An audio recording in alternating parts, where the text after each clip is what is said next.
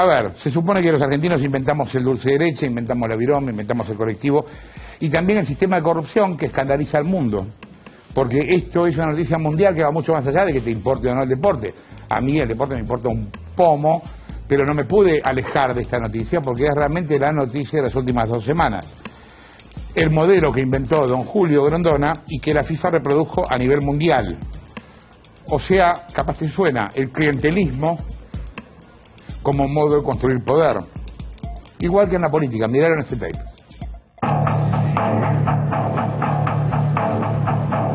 Golpe a la corrupción, momentos convulsos en el mundo del fútbol. Let's go FIFA, let's go FIFA. Thank you so much. Thank you. La FIFA nunca sospechó que entre sus miembros, muy cerca del propio Blatter, había un infiltrado del FBI. Estados Unidos encontró las pruebas de lo que todos sabían y nadie contaba. Un infiltrado de película que convivía a diario con toda la ejecutiva, que viajaba con ellos, que participaba en sus reuniones y que compartía sus confidencias. Hace 2 semanas, a través de una investigación del FBI, denunció a 14 dirigentes del fútbol mundial, de los cuales 7 fueron detenidos.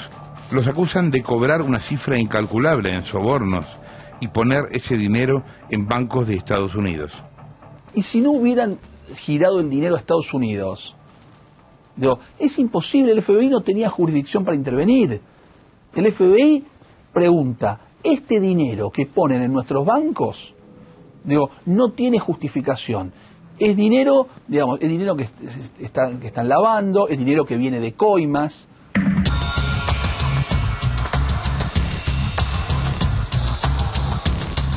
Estoy en el edificio del New York Times. Este fue el diario que primero informó al mundo sobre el mega escándalo de corrupción en la FIFA. Vinimos a hablar con algunos de sus periodistas y con el editor de deportes para que nos den su visión sobre el caso y nos cuenten hacia dónde se dirige el FIFA Gate. You know, I can tell you what the U.S. law enforcement officials have told us. They said that they expect more indictments, so it's not just the 14 folks who have been charged so far, but there are more coming, they say. And presumably what they want to do is get the folks who they have detained to cooperate with them and share testimony that would potentially implicate the officials above them. So, you know, it wouldn't be surprising, certainly, if Sepp Blatter, the president of FIFA, or his right-hand man, Jerome Valcke, the Secretary General, if they end up being indicted at some point. I don't think that would surprise anyone.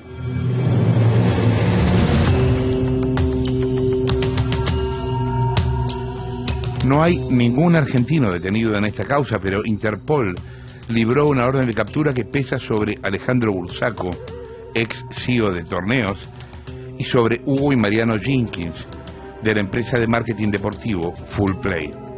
Pero esa no es la única participación argentina en el escándalo.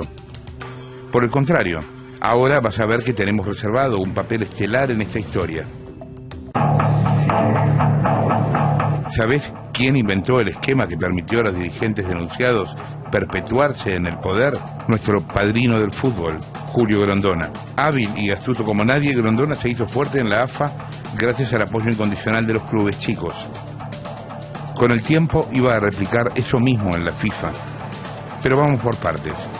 Bueno, hubo un presidente que sabemos que estuvo más de 30 años, que era Julio Grondona. ¿Cómo llegó a estar tanto tiempo? Y bueno, el manejo discrecional de como si fuera el dueño de la AFA llevaba a que lo votaran. ¿Y esto de qué manera? Como usted decía recién, por ahí asfixiando a los clubes en lo económico, prestándole a algunos clubes, a otros teniéndolos al día o hasta inclusive demorado en lo que es derecho de televisión, ¿no? Que es uno de los ingresos más importantes. Está claro que Grondona desarrolló y potenció y edificó su poder a partir de esta idea de no puedo gobernar sin el apoyo de los clubes grandes, porque como generé un estatuto que permite que un montón de clubes chicos voten y me apoyen, esos clubes chicos terminan teniendo más poder que los clubes grandes. y además en algún punto son más fácilmente cooptables.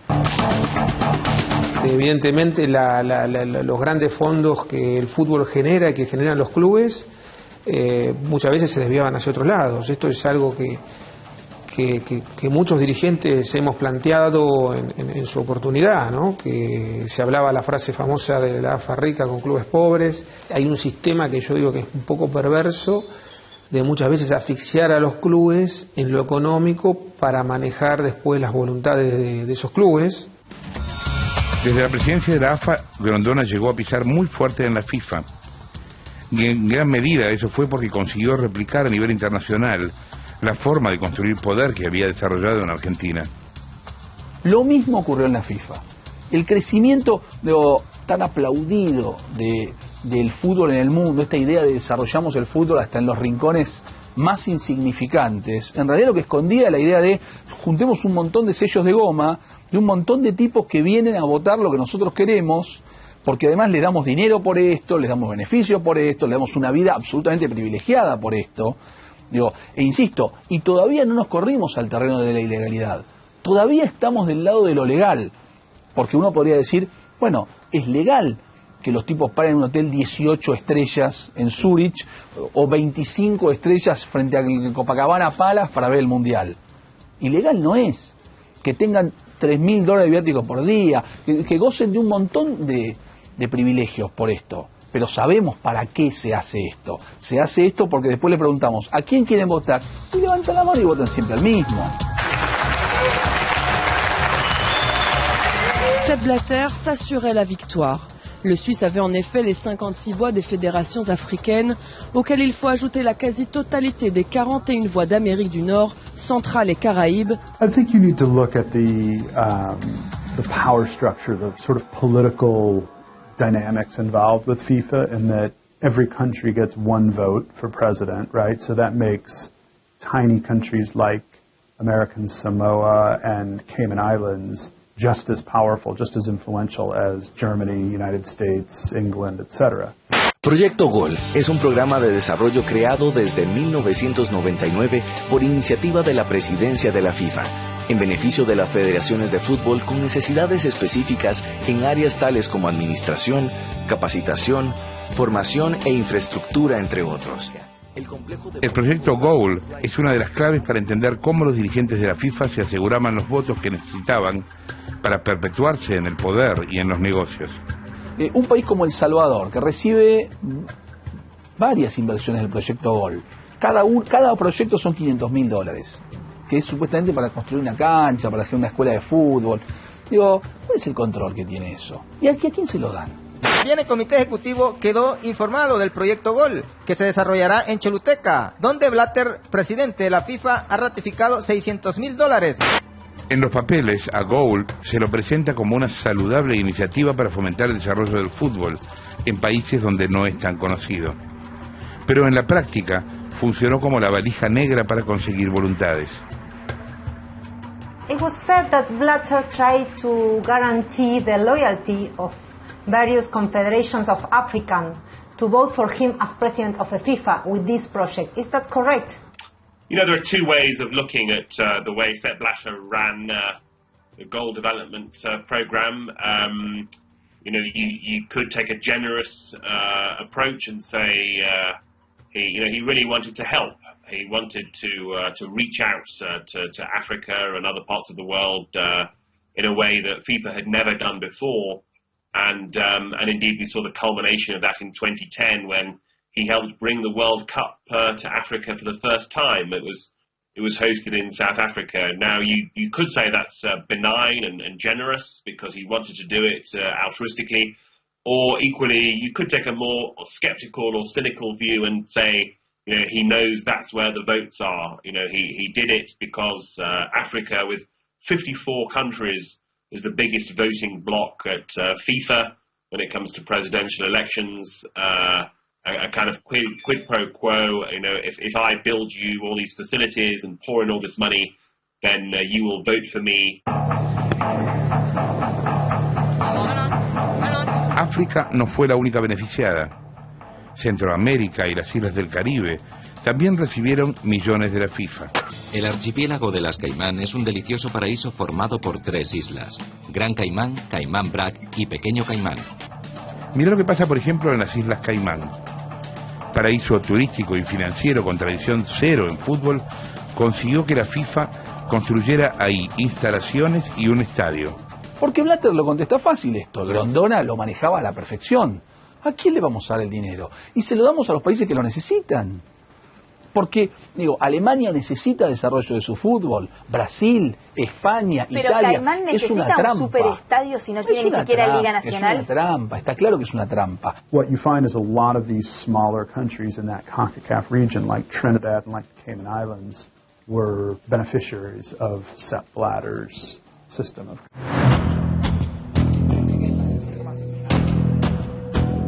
Lo mismo pasa en El Salvador. Con el proyecto GOAL se hicieron obras por $1.800.000 para construir la cancha y un auditorio. Al mejor estilo de relato kirchnerista, al estadio le pusieron de nombre Joseph Blatter. El arquitecto Edgar Cabrera, supervisor de la FIFA, entregó este miércoles la cancha 3 al Comité Ejecutivo de la Federación Salvadoreña de Fútbol tras haber dado el aval de la construcción realizada con fondos del proyecto GOAL Fase 3.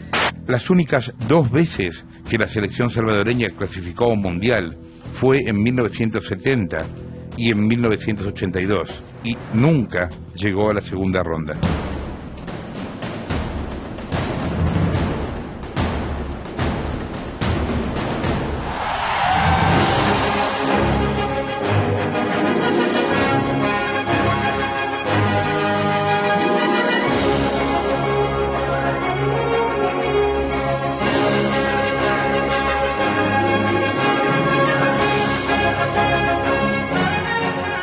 En Panamá invirtieron $900.000 en la construcción de una cancha para formar talentos. En este caso, lo insólito es que hacer esa cancha costó lo mismo que la oficina para los directivos. Mirá.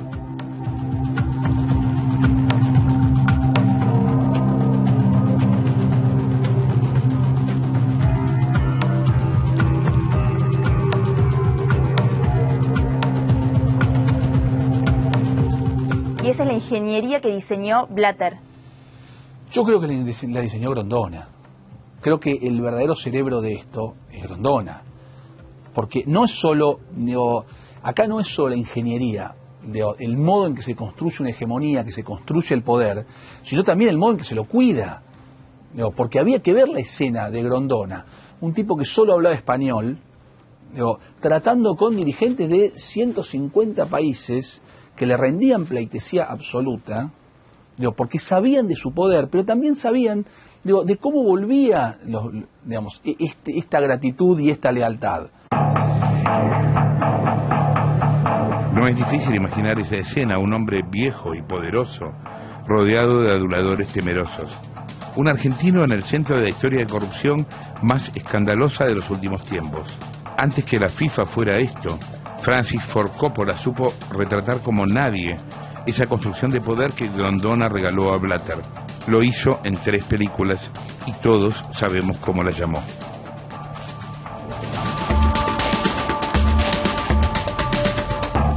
Vamos a charlar un rato con Gonzalo Bonadeo, periodista deportivo en TC Sports, y con Gustavo Garavia, editor del diario Olé. ¿Cómo va? Bien. Gracias por estar acá los dos. ¿Por qué pasó esto ahora? ¿Por qué estalló ahora? No hay una sola razón. Una es la que dice Julián Mancilla, el tema de las inversiones, el dinero que aparece en Estados Unidos. Otra es la designación absurda de Estados Unidos sede de una Copa América en el 2016.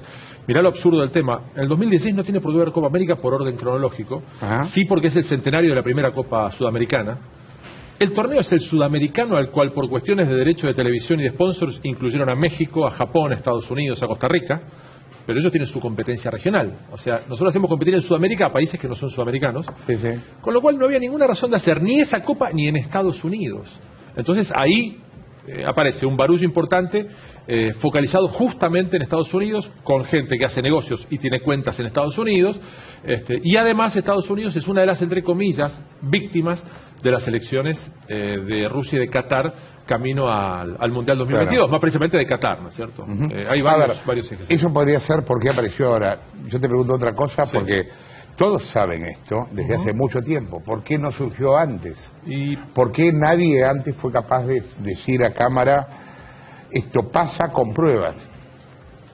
Vamos a ver hasta dónde llegan las pruebas para empezar, Jorge, porque si las pruebas empiezan a aflorar en serio y si los que están asustados van a hablar, esto efectivamente va a ir así muy hacia atrás, mucho hacia atrás.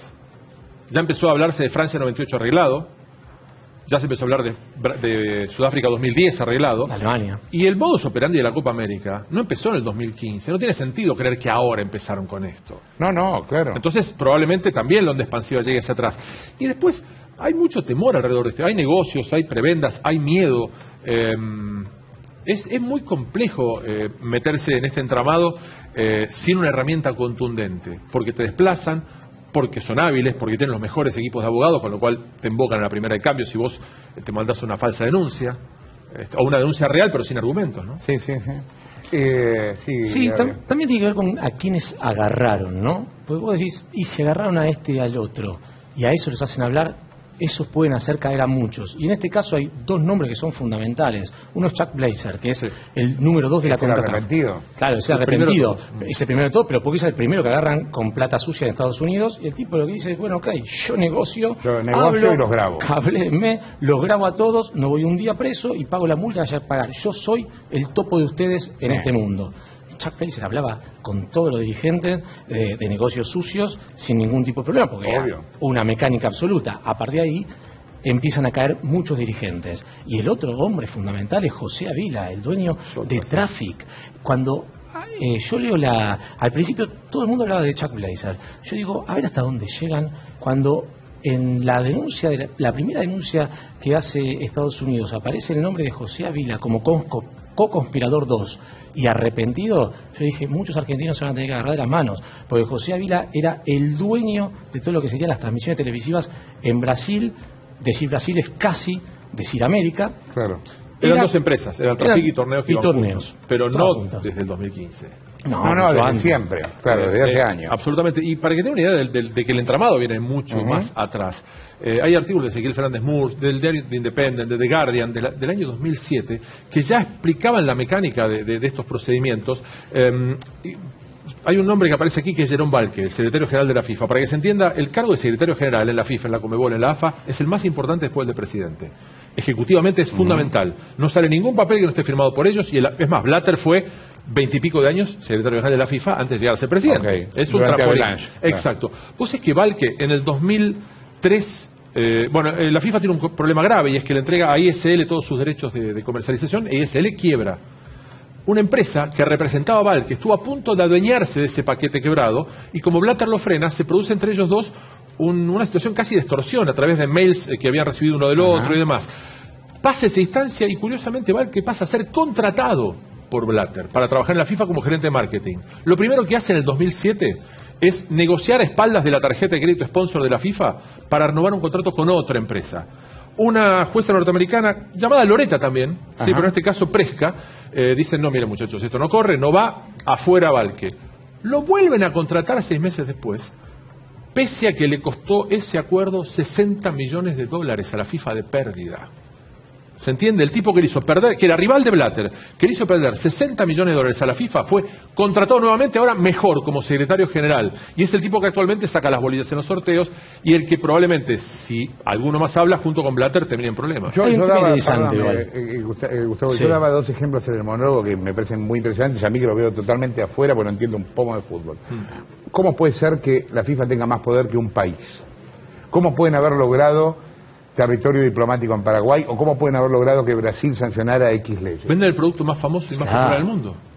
Jorge, yo sé que a vos te importa un bledo y me parece muy bien. No, está pero bien. En la Argentina, paran los trenes, paran los maestros, para la justicia. No pasa nada, para el fútbol y es un tema presidencial. No para el fútbol. Y esto pasa en muchos países. Es cierto. Es tristísimo. Y tampoco tiene que ver con este gobierno, fue siempre así. Claro que sí. El fútbol para más de una semana e interviene el presidente. Eso pasó siempre. Vende el pan y leche. Los negociados que se hacen. Claro, pero yo veo eso y digo, claro, intervienen porque a ver si todavía la gente piensa. Claro.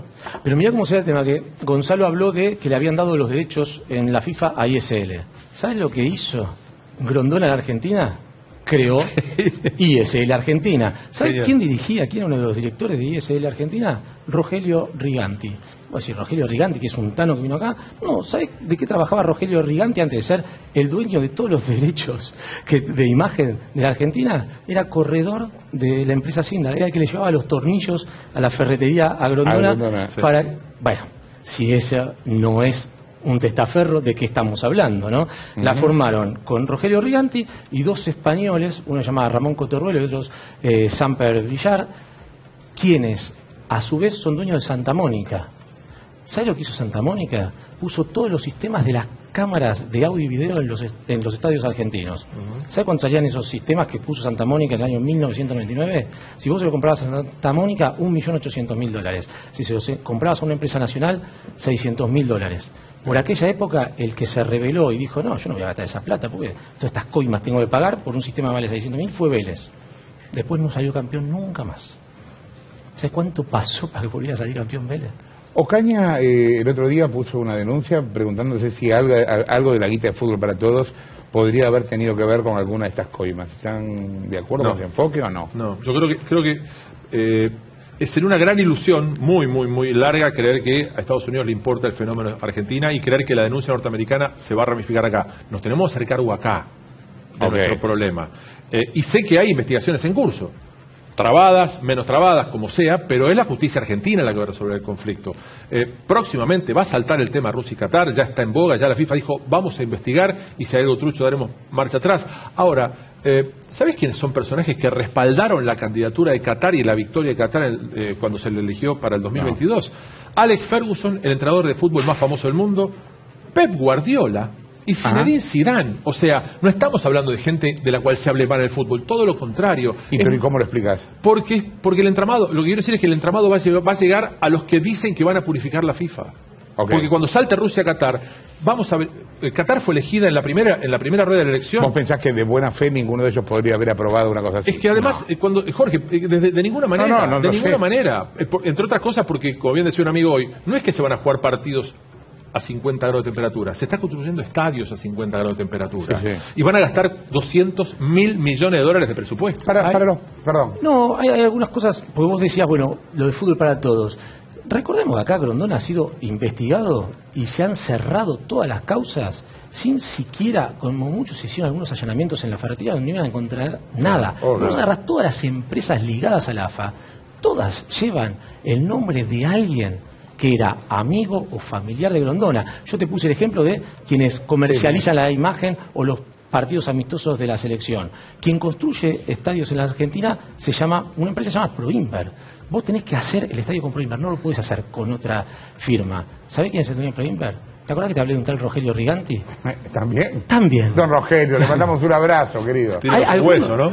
Algunos, a ver, en la denuncia de la FIFA se habla de que Alejandro Bursaco, el ex CEO de Torneos y Competencias, era el que cobraba las coimas como un intermediario, nunca lo nombran, del coconspirador 10. No lo nombran, pero es muy fácil averiguarlo, porque el coconspirador 10 era vicepresidente de FIFA, un hombre con mucho poder en la Conmebol. Es ese de Luca, ¿no? No, y presidente de la AFA, Julio Humberto Grondona. Es Grondona. Sí, ¿y sabes lo que dice la denuncia de Estados Unidos? Que muchos de esos pagos se pedía que no se hicieran directamente a cuentas, sino a una agencia de turismo. Cuando vos te pones a investigar cuáles son las agencias de turismo que trabajaban siempre con la AFA, encontrás, por ejemplo, Alec Group, que además es una casa de cambios. Sí. Bueno, Alec Group es de dos empresarios, Juan Bielik y Carlos Rivera, que además de tener cuentas en Suiza. Bielik, por ejemplo... Pero Alec Group manejaba la guita negra de muchos jugadores y en un momento... Claro. Bueno, pero es que manejaba guita negra del fútbol argentino. Claro. Cuando a vos te dan los cheques de la televisión, cualquier dirigente, ¿cómo es el mecanismo? Necesito plata, que es la más fácil. Pero te dice, bueno, acá tenés el cheque. Pero el cheque te lo doy a 90 días, pero la plata necesito hoy. Anda a cambiarlo ahí. Mirá que si no lo cambiás ahí tenés un problema. Lo vas y lo cambiás, ¿en dónde? En la financiera de Alex, que ¿sabés dónde estaba? Al lado de la Rosadita. Claro, claro. Lo cambiabas ahí, te descontaban el 40% y te daban la plata fresca, descontándote una tasa usuraria que obviamente después se repartía, Pegaba la vuelta, claro. Pegaba toda la vuelta. Entonces tenía mucho para investigar acá. No nos podemos sorprender de esto, porque nosotros nos sorprendemos de la FIFA, pero en realidad la FIFA es, como decían en el tape, el modelo que instauró Grondona en la Argentina. Todas las empresas que trabajan con la AFA, todas tienen algo que ver con el apellido Grondona. ¿Para los países es negocio hacer un mundial? No, Sudáfrica, mientras la FIFA gana entre 1.500 y 2.000 millones de dólares solo por el mundial, gana. Sudáfrica perdió cientos de millones. Argentina perdió millones, muchos millones, en otra época y con otro contexto. A propósito, ¿Brasil ahora? Bueno, Brasil tuvo, no solamente no ganó dinero, sino además tuvo un gran conflicto y hay causas pendientes que vamos a ver cómo derivan. No te olvides que así como sacaron ahora detrás de una sábana a los flacos de la FIFA en Zurich, bueno, el año pasado sacaron a un inglés en pantuflas que era el que había hecho todo el negocio de la hotelería durante el mundial y de los paquetes VIP. Recordemos que todos los paquetes VIP lo tenía una empresa llamada Match. Sí, exactamente. De la cual uno de los sugerentes era el sobrino de Blatter. Pero para que entiendan, un par de detalles y son sueltos más allá de lo que termine pasando con las investigaciones. Si vos sos el dueño de Barenboim, ¿me contratás a mí para que yo te venda conciertos de Barenboim? No, lo vendes vos. ¿Y por qué Argentina terceriza a Messi? No tiene sentido, solamente por un negocio. Y otra referencia, el año pasado River ganó, por salir campeón de una Copa Internacional, más dinero por vender entradas que por lo que le pagaron de premio, que es lo que deriva de la televisión. ¿Qué quiere decir? Que están totalmente subvalorados los derechos de televisión en Sudamérica. O sea, es parte de estos negocios, partidos que se ven en 170 países del mundo, Jorge. Los estadios mundialistas se terminan siendo como elefantes blancos que quedan ahí al pelo. En muchos casos sí. En muchos casos sí. En Soccer City se juega al rugby mucho más que al fútbol actualmente. Y en Sudáfrica, en Polokwane, se construye un estadio nuevo al lado de un estadio que un mes antes había usado Carlitos Tevez para jugar con Manchester City. Sí, o sea, inútil, en un pueblo que no hay. Sí, en un lugar que no hay, que Polokwane es una marca, un sello, digamos. Y ahí tenés, por ejemplo, la imagen del Mané Garrincha de Brasilia. Lo mismo. Brasilia se utiliza... No tiene equipo. No tiene equipo. Es ese, ¿no? Que vemos ahí. Claro. No tiene equipo. No tiene equipo de fútbol, lo utilizan para estacionar buses. Pero está bien, digo, es moderna. La estación de buses está moderna. Costó 900 millones de dólares. Sí, igual lo que yo percibí en Brasil... 900 millones de dólares bueno, por un estadio. Pero la inflación en Brasil también... es grande, Jorge. Debe haber costado 100 y se quedaron como 800. No puede costar 900 millones de dólares un estadio. Sí, en Brasil bueno, parece evidentemente sí. Además, hay otro para caso, el Stade de France. Ese es de la final del Mundial 98. Sí. 404 millones de dólares. Bueno, mira, costó la mitad que en Brasil. Y lo hicieron en Francia, que le deben pagar más a los obreros, ¿me entendés? Y ahí, de cualquier manera, el Stade de France tampoco tiene un uso muy... Bueno, el uso de selección de Francia y mucho de rugby. Sí, también, y atletismo. Y recitales, me dicen. Sí, también muchos recitales. Sí. Es un poco más útil que el de Brasilia. Estadio de Sudáfrica costó, ahí tenemos imágenes, creo. Absurdo. En el medio 413 millones de dólares lo usan para Fórmula 1. Sí. Se usa también para la fiesta de fin de año, que está bueno. Una fiesta de fin de año ahí también te tiran fuerte. Igual que lo alquilan como salón de fiesta.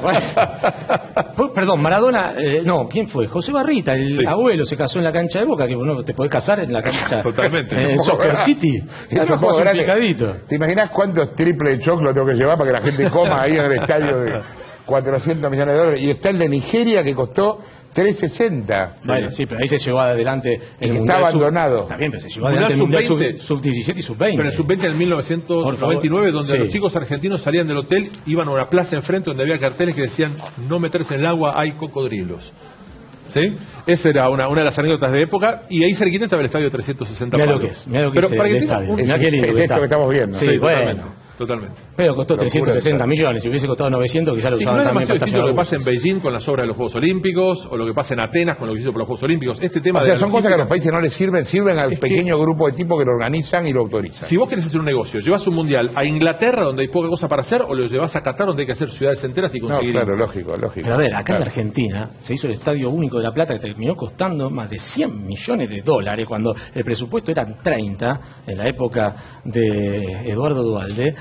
Y ese estadio tiene un solo uso, que lo usa Estudiantes de La Plata. Pero la idea era que jugaran los dos equipos. Claro, uno no lo usa y el otro no lo va a usar. ¿Sabes por qué? Porque el otro está haciendo su propia cancha. Estudiantes está remodelando ¿sabes con quién está haciendo su propia cancha? Con el grupo Santa Mónica. Con Santa Mónica. ¿Con Rogelio?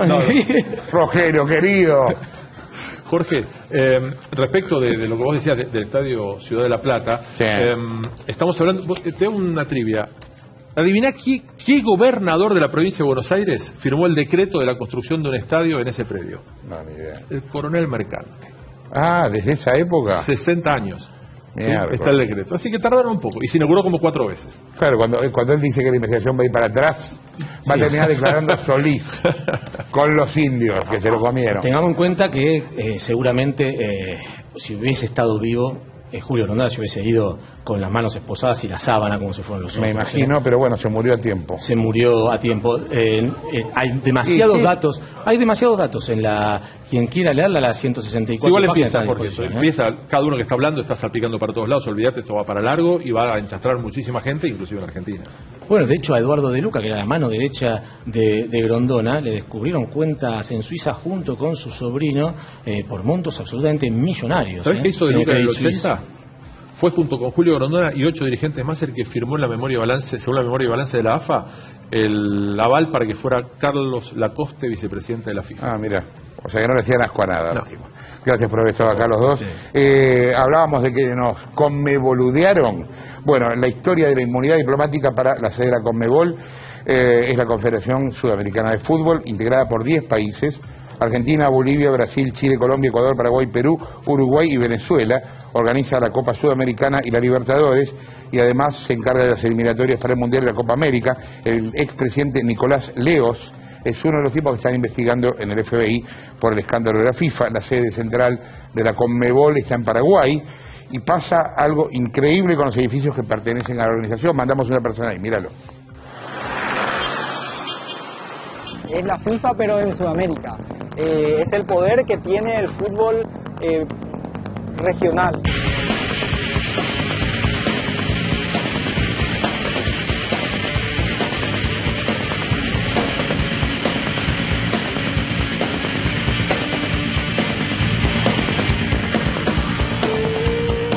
Estamos parados en el hotel de la Conmebol. Es el nombre de Borbón, es un convenio que tuvo la Confederación Sudamericana de Fútbol con una de las cadenas brasileras. Este hotel se inauguró en el 2011 y me animo a decir que es uno de los hoteles top de Paraguay. ¿En qué sentido? Es un hotel 5 estrellas, tiene más de 168 habitaciones, hay suites presidenciales, el trato que tiene, y más o menos entre 16 a 17 suites presidenciales. Y es utilizado normalmente y se ganó ese prestigio porque vienen empresarios, vienen jefes de Estado, vienen los jugadores de selecciones, de clubes. ¿Acá funciona solamente el hotel? Acá donde estamos parados sí, es única y exclusivamente el hotel. Después tenemos el edificio detrás, que es la sede de la Conmebol, y al otro costado tenemos el centro de convenciones, que funciona como para eventos, charlas, y también está el museo, del cual se puede ver todos los países de Sudamérica. La sede central de la Confederación Sudamericana de Fútbol está ubicada en Asunción del Paraguay. Es un predio de 5 hectáreas en el que funciona un lujoso hotel, un museo que casi nadie visita y las oficinas de la Conmebol. Pero lo más insólito es que en este lugar las leyes paraguayas se quedan literalmente en la puerta, no entran. ¿Por qué? Porque este edificio tiene inmunidad, como si fuera una embajada, no se la puede allanar, y lo que pasa ahí adentro queda ahí adentro. ¿Qué establece la ley en particular respecto del edificio de la Conmebol? Le otorga un estatus de inviolabilidad, tanto al edificio o a las propiedades que pertenecen a Conmebol y a los documentos que están en su poder. Señor, teníamos pedido autorización para ir al museo, me dijeron. Sí. ¿De qué país, señor? De Argentina. ¿De Argentina? Están dentro del edificio, no pueden ser tocadas, arrestadas, el edificio no puede ser allanado, por lo tanto quienes se encuentren dentro del edificio en ese momento gozan de la inmunidad que proviene de la inviolabilidad del edificio en cuestión. O sea que si alguien quisiera detener a una persona dentro del edificio no puede hacerlo. No, no se puede ingresar a ese edificio actualmente. Tiene el mismo rango que una embajada, igual que una persona que pide asilo en una embajada. Es como la situación de Julian Assange, que está en la embajada ecuatoriana en Londres, que mientras esté adentro no se lo puede tocar, pero si pisa la vereda sí lo pueden apresar.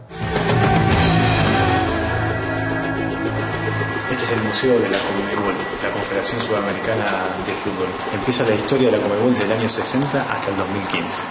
Todo pasa por el año 97. Se generó una ley, la 1070, que en aquella época el señor Juan Carlos Mamosí era presidente de Paraguay y tenía la charla con el señor Nicolás Leos, en ese entonces también presidente de Conmebol.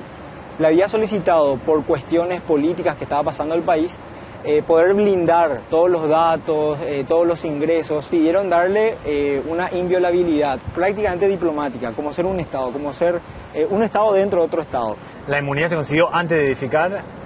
Mientras se estaba edificando. O sea, no estaba inaugurado y ya estaba corriendo la inmunidad. Exacto. ¿Cuándo se enteró la población que existía una ley de inmunidad para la Conmebol? Apenas la semana pasada. Yo creo que había gente que recordaba cómo se dieron las cosas, pero nadie le dio la importancia debida. Nadie conocía esta ley. Recién con el tema del escándalo se supo que existía esta ley porque se firmó, fue una ley anónima prácticamente en su momento. La investigación del FBI involucró a 14 personas, entre ellos al expresidente de la Conmebol, el paraguayo Nicolás Leos, el hombre fuerte del fútbol sudamericano que estuvo a cargo de la institución durante 27 años. El doctor Nicolás Leos es, hoy por hoy, es uno de los ilustres dirigentes del fútbol paraguayo. Nosotros acá normalmente decimos en el idioma guaraní, mezclando un poco con el castellano, sería el papá guazú, o sea, el padre grande. Un hombre muy poderoso, de muchos contactos, desde que está en la Liga Paraguaya de Fútbol en los años 70 y desde que asumió en la Conmebol en el 85. Él tiene contactos políticos de todo tipo, siempre estuvo con los presidentes de turno, los presidentes siempre fueron con él porque es una de las personas más reconocidas del país. Ahora mismo la vinculación que tiene Leos con el actual presidente Horacio Cartes es muy fuerte. ¿A qué punto, por ejemplo? Horacio Cartes fue el presidente del Club Libertad, que también fue el Nicolás Leos en su momento, y durante la presidencia de Cartes en Libertad, el estadio pasó a llamarse Estadio Nicolás Leos. El estadio Dr. Nicolás Leos prepara sus mejores galas para recibir el próximo miércoles.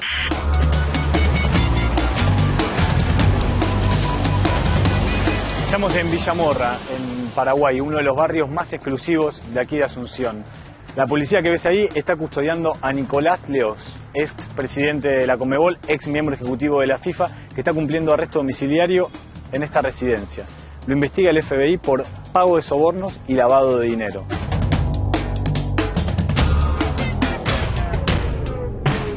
Siempre Nicolás Leos iba a la FIFA, iba a la Conmebol y él era el encargado de repartir el dinero. Entonces, al repartir el dinero siempre había buenas relaciones entre las federaciones con Nicolás Leos, a cambio que siempre se mantenga ese flujo. Desde 1988, Julio Grondona está en el Consejo Ejecutivo de la FIFA. Todos los intereses que tenía la Conmebol en la misma eran protegidos por Julio Grondona. Y los intereses de Julio Grondona en Sudamérica eran protegidos por Nicolás Leos. O sea que Nicolás Leos y Julio Grondona eran casi una sociedad. Siempre se protegieron entre ellos.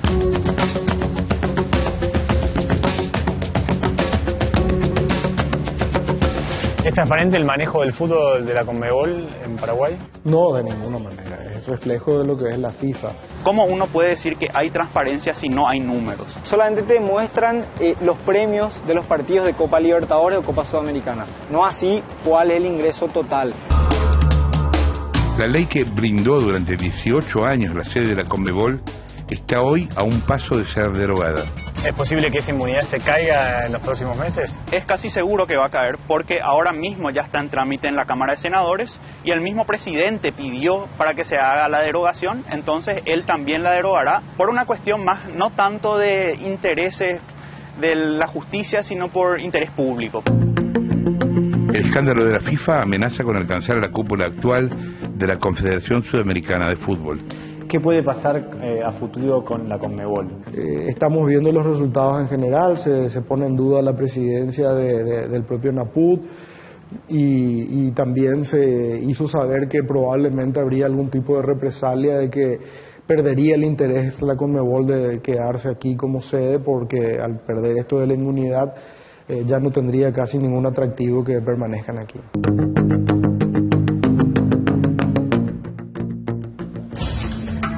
Es increíble que una sede de un organismo de fútbol tenga inmunidad diplomática, es realmente increíble. Yo no sé si también tenían valija diplomática, ¿no sabés? No, tenía todo el edificio del hotel y el no, museo. pero los funcionarios que viajaban... ¿Y si estás dentro del lugar? Tenés inmunidad. Si estás dentro del lugar, tenés inmunidad. Si salís, no. Estás en la vereda, ya no tenés. Y si viajaban con una valija los tipos... Ahí sí calculo que tienen inmunidad. Debían tenerla, porque si tenían inmunidad diplomática en la sede también. O sea, un delirio absoluto. Increíble. Esto te habla del poder del negocio del fútbol. Cambio totalmente el tema por algo que acaba de pasar, que hubo un choque de trenes en Temperley y hay 50 heridos. Esto fue a las 21:40, una formación del Roca que salía de la estación Temperley hacia Varela, chocó con otra formación que estaba vacía haciendo maniobras. Hay al menos 50 heridos que están siendo trasladados al Gandulfo y a clínicas de la zona. Afortunadamente no serían heridos de gravedad. Bueno, esto pasó en una zona de cruce de vías que está a pocos metros de la estación Temperley. Mañana se iban a poner en funcionamiento los nuevos trenes eléctricos 0 kilómetro y iba a estar Randazzo en el lugar.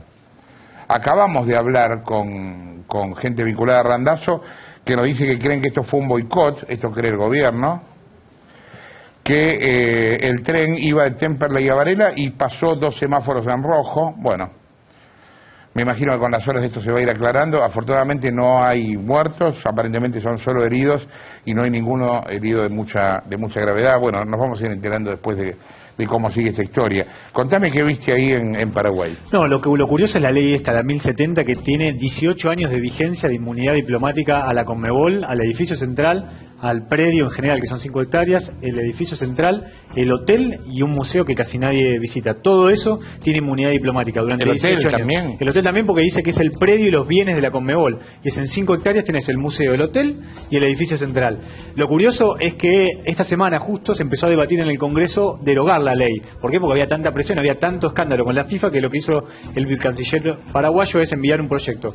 Logró media sanción en el Congreso paraguayo y justo ayer, pero casualmente a la mañana, a la noche, la Conmebol emitió un comunicado a cargo de su presidente José Ángel Naput en el que dice que no va a obstaculizar ninguna investigación de la FIFA y que la disposición de la inmunidad diplomática no va de alguna manera a obstaculizar o a frenar cualquier investigación. A que no pueda detener a alguien ahí, digamos. 15 días después de que saltó el escándalo de la FIFA. Pero por lo menos lo dijeron. Sí, no, claro. A ver, vínculos políticos, en este caso en Argentina, de toda esta historia. ¿Quién es Meissner? El delfín de Aníbal Fernández en la AFA.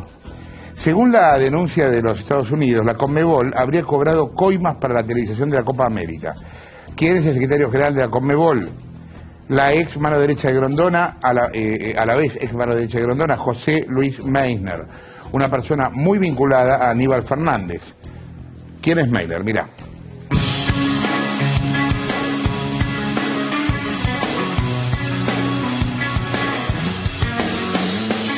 José Luis Meissner empezó siendo representante de Quilmes en el Comité Ejecutivo, llegó a ser secretario general del Comité Ejecutivo, se transformó en mano derecha de Julio Humberto Grondona y uno de los funcionarios de máxima confianza, y en su último tiempo acá en Buenos Aires era su canciller.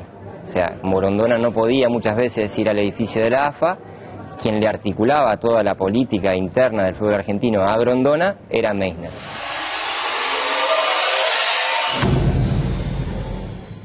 A Meissner lo promueven nombrándolo secretario general de la Conmebol, que es la Confederación Sudamericana de Fútbol. Y era un cargo que Argentina ya tenía en la figura de Eduardo De Luca. De Luca se vuelve a la Argentina, al país, desde Asunción, y lo mandan a Meissner como secretario general de la Conmebol, donde está actualmente. La Conmebol quedó bajo sospecha de la justicia de Estados Unidos por haber cobrado coimas en 2013 para organizar la Copa América. Se pelearon con De Luca, Grondona, y lo puso a José Luis. José Luis también tiene un cargo rentado en FIFA. Su relación y su amistad con Julio Grondona lo llevó a ocupar todos esos lugares. El estadio de Quilmes lleva el nombre de José Luis Meissner. Estadio Centenario Dr. José Luis Meissner, así se llama. Pero José Luis Meissner no solo fue durante décadas el lugarteniente de Grondona, también es un histórico aliado del jefe de gabinete, Aníbal Fernández, a quien lo une una amistad de toda la vida. Son amigos, hace 40 años que están juntos y que comparten de alguna forma las responsabilidades del club. Tienen en común Quilmes, el club, la ciudad, uno habla del otro permanentemente, muy amigos. Aníbal Fernández fue siempre un ferviente colaborador de la agrupación Azul y Blanca, que es la que maneja José Luis Meissner, que a su vez es la que viene manejando a los del Trino del Club Quilmes hace 40 años. En su rol de secretario ejecutivo de la AFA, Meissner fue uno de los mentores de Fútbol para Todos, que desde el Ejecutivo Nacional administraba su amigo Aníbal Fernández.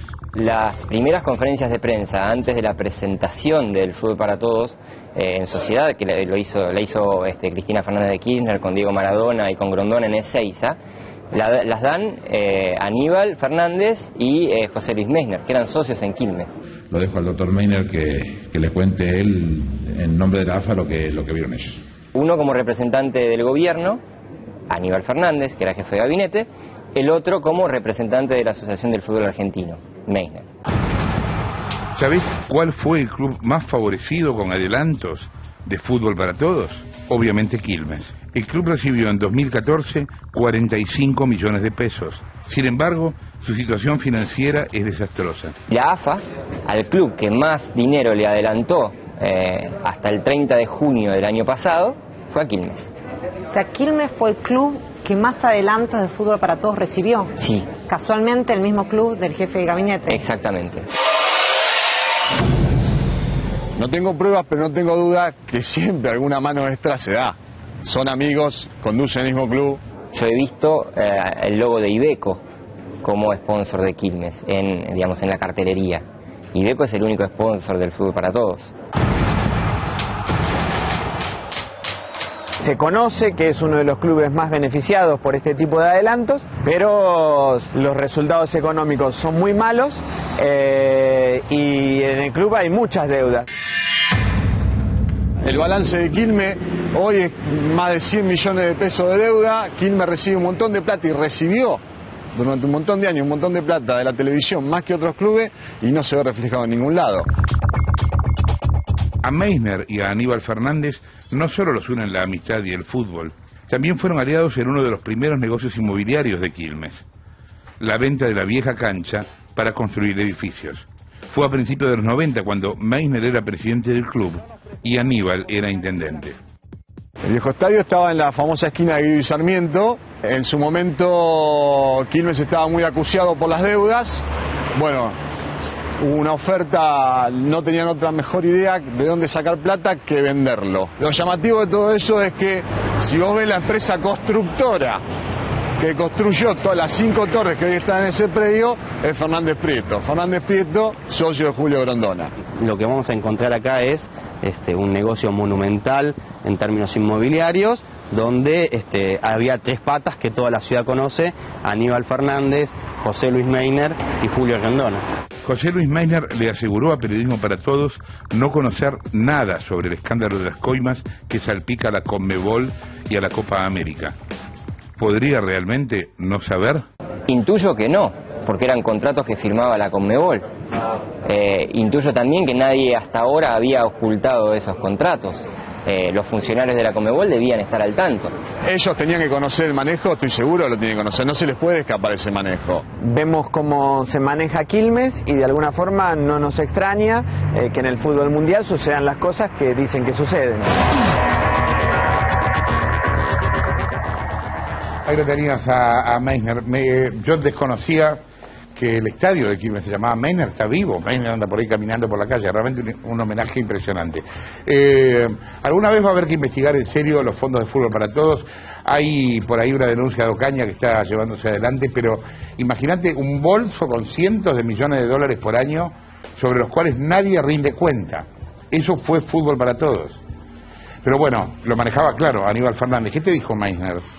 Él nos dijo, nosotros lo llamamos, que la denuncia de la justicia de Estados Unidos no lo menciona ni lo involucra, lo cual es cierto, pero es verdad que esta investigación recién comienza, y sí, uno de los más implicados, y nos ha sido más difícil, es justamente Nicolás Leoz, que veíamos en el tape, que es el expresidente de la Conmebol.